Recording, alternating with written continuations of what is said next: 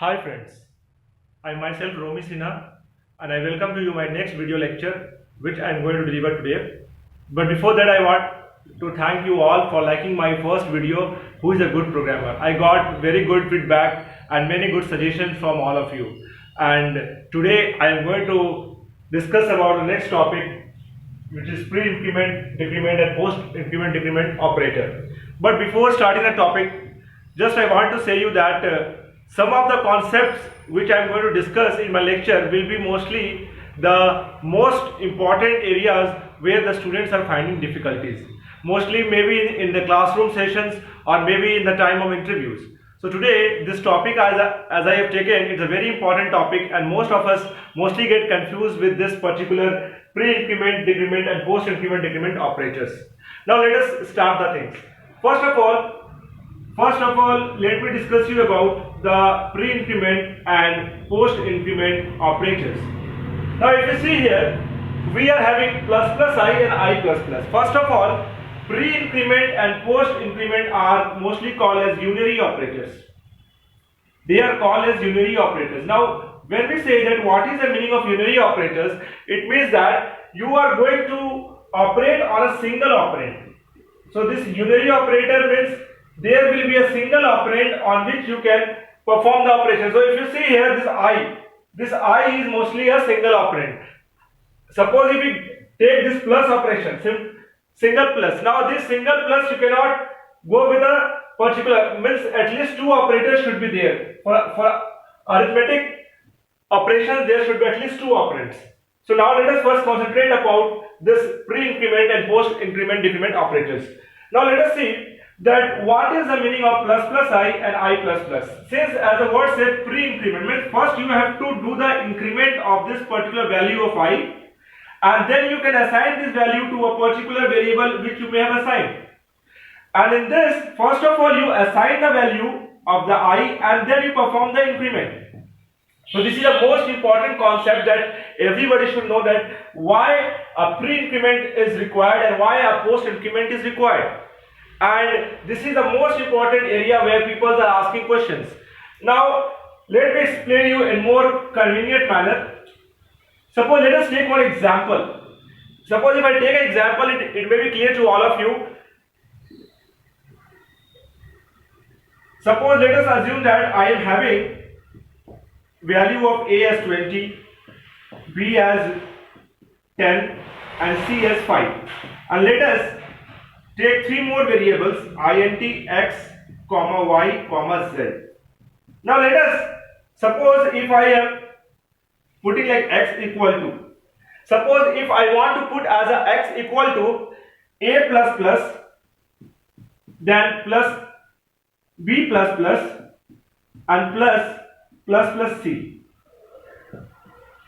And let us assume that we are having y as minus a plus minus b plus, let us take as plus a plus plus, and let z equal to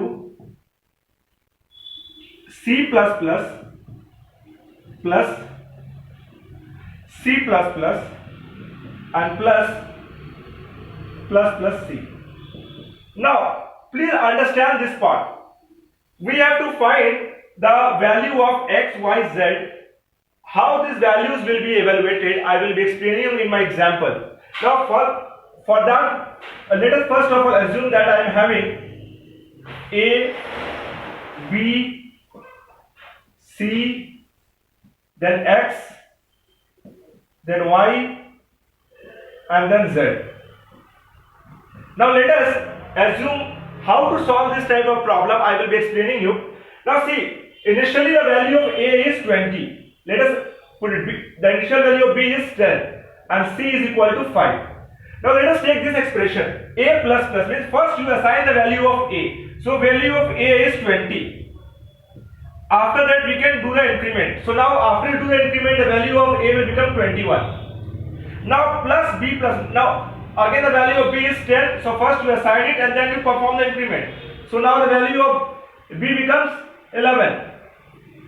Now again plus plus c. So here we cannot directly assign. First we will do the increment. So increment means c 5 means it will become 6. So now the value of c will be 6. Now you add all this 20 plus 10 plus 6. So it gives you the value as 36. So x value will be 36.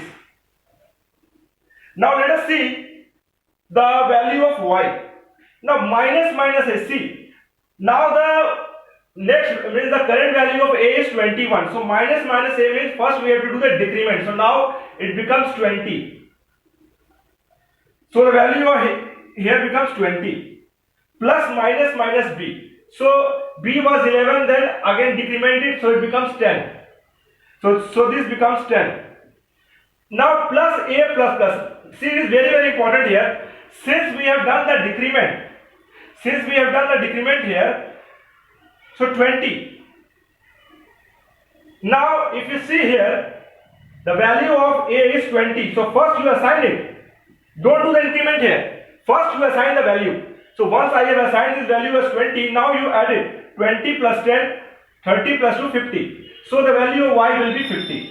Because see here, now once you have assigned the value of 20, again you have to do the increment. First assign the increment. So now the value of a will become 21 again. So please see that value of a will become 21 again. Now let us see the value of how to calculate the value of z. C plus plus. So previous value of c was 6. You can see here. So first assign the value 6 and then do the increment. So now the increment will be 7. Now again c plus plus means again the next value will not be 6 here. It will be 7 because you have assigned the value and you have performed the increment. So it will be 7. Similarly, plus after assigning the value 7, again we have to do the increment of c. So please remember this. So now the value of this will become 8. Now plus c means the after increment the value was 8. Now this is a pre-increment. So now first you have to perform the increment, then you have to assign the value. So if you perform the increment of c, it will become 9. So now you add it. 6 plus 7, 13 plus 9. So the value of z will be 22. So see, it's very important how we should know that how to solve this problem. First important thing is that whenever a value a plus means a post increment operator is there, directly first assign the value and then perform the increment. And suppose if there is a pre-increment like here, first do the increment and then you assign the value. So this is a simple way to solve the problems on pre-increment or decrement or post-increment and decrement. So this is a very easiest way by which you can solve the given problem which is given in examination or any interview. So I think this video will be very helpful to all of you to understand the concept of pre-increment decrement and post-increment decrement.